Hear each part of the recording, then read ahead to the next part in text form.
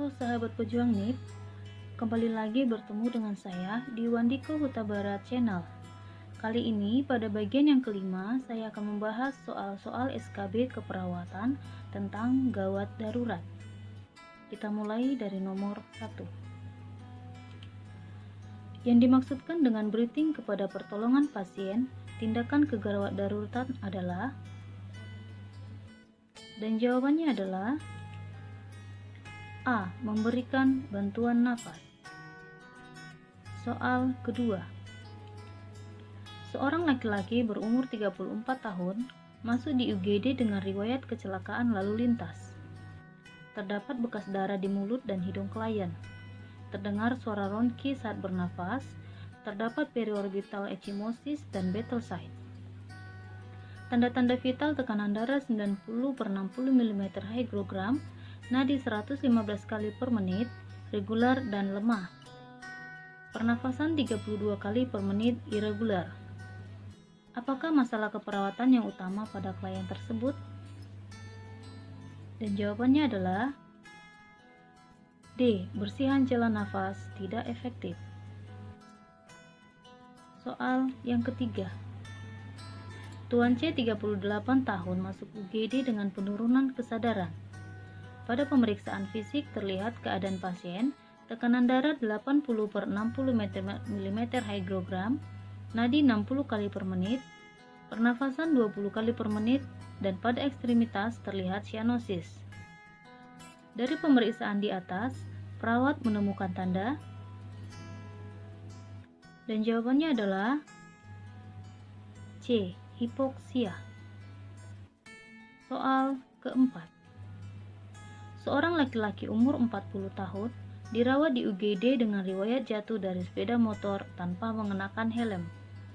Keluar darah dari hidung dan telinga, lebam-lebam di sekitar kelopak mata, kebiruan di belakang telinga, suhu tubuh 38,8 derajat Celcius. Pola pernapasan Cheyne-Stokes, terjadi penurunan kesadaran. Manakah tanda-tanda yang mengindikasikan terjadinya fraktur basis kranial?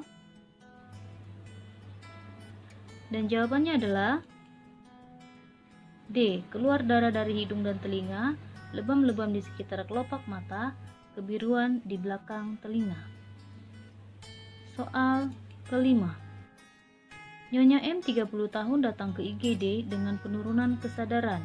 Riwayat terjebak dalam ruangan tertutup, sputum tercampur arang, terdapat luka bakar di sekitar hidung, bibir, dan mulut. Napas 26 kali per menit. Dari kasus di atas, kita curiga Nyonya M mengalami, dan jawabannya adalah B. Cedera inhalasi. Soal ke-6. Tuan B 29 tahun masuk IGD dengan keadaan respirasi 20 kali per menit, CRT lebih dari 2 detik, nadi 108 kali per menit, dan tidak dapat mengikuti perintah. Tuan B tergolong dalam kategori, dan jawabannya adalah B. Gawat darurat.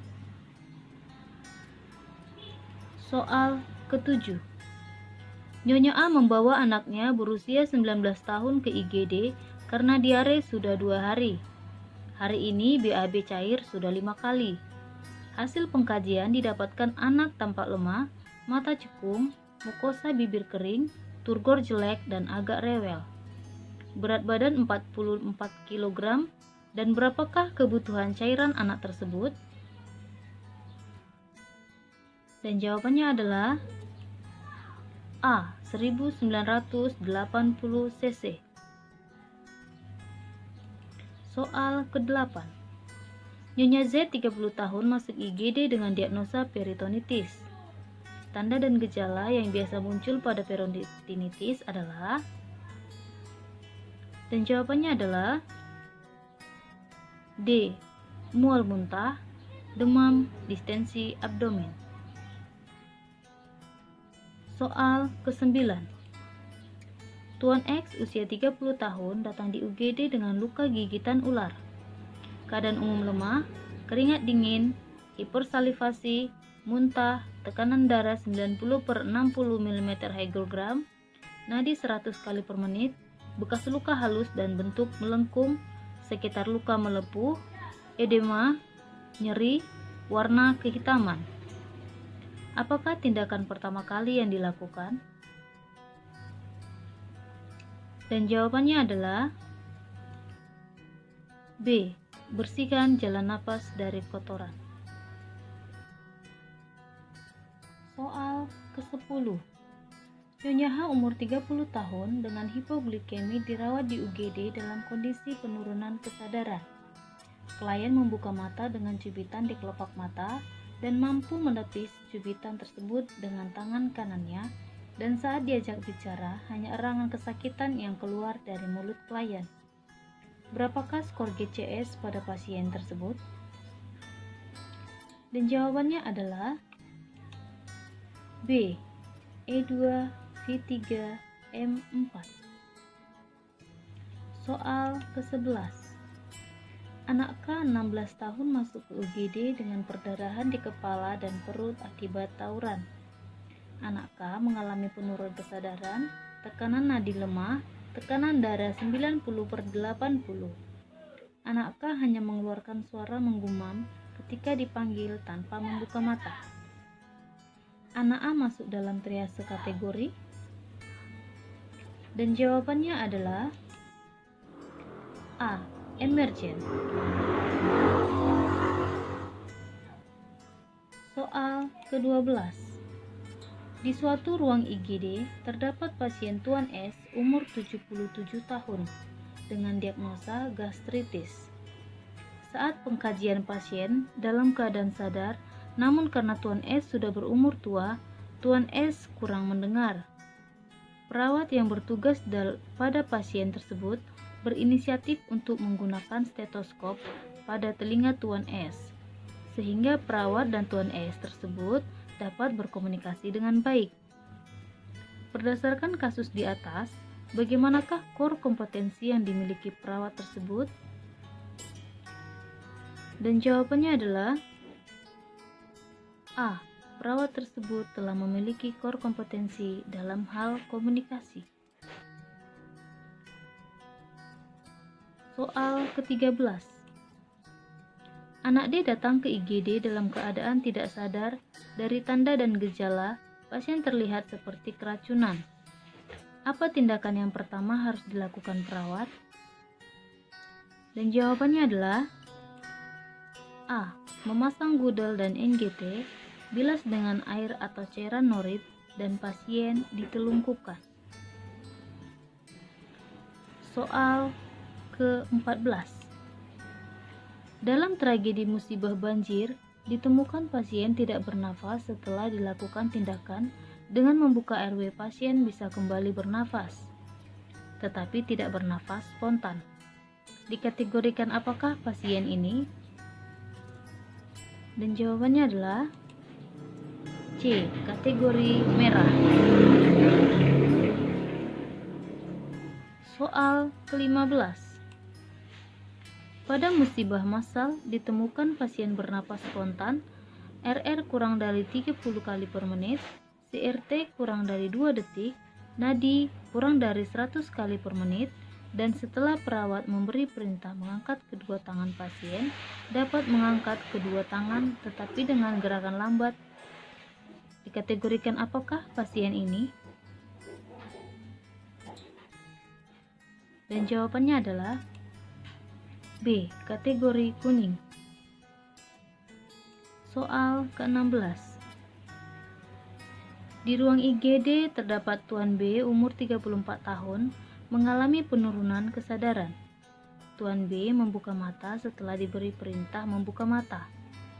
Saat ditanyakan tempat Tuan B sekarang berada, Tuan B tampak bingung. Saat diberi cubitan pada lengan kanan dekstra, Tuan B menarik tangannya menjauhi cubitan. Perawat menilai GCS Tuan B E3, V4, M4 atau somnolen.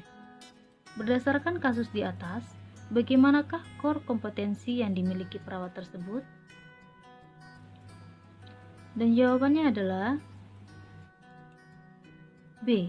Perawat tersebut telah memiliki core kompetensi dalam hal terampil dalam penilaian klien. Soal ke-17. Pasien datang ke IGD dengan keluhan nyeri punggung yang berulang. Dikategorikan apakah pasien ini? Dan jawabannya adalah D. Non-urgent. Soal ke-18.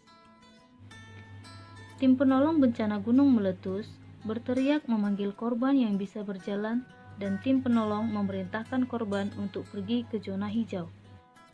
Tindakan tersebut merupakan tindakan awal pada metode, dan jawabannya adalah D. Start. Soal ke-19. Ditemukan korban tenggelam dengan tidak sadarkan diri mengalami henti nafas. Tindakan pertama yang dilakukan adalah, dan jawabannya adalah A. Amankan pemberi pertolongan dan korban dan kaji respon pasien. Soal ke-20. Anak Ki 2 tahun, berat badan 14 kilo, datang ke IGD dengan diare. Saat pemeriksaan diperkirakan defisit 6%, nadi 102 kali per menit, mukosa lidah kering. Kasus di atas dikategorikan dalam dehidrasi, dan jawabannya adalah C. Sedang.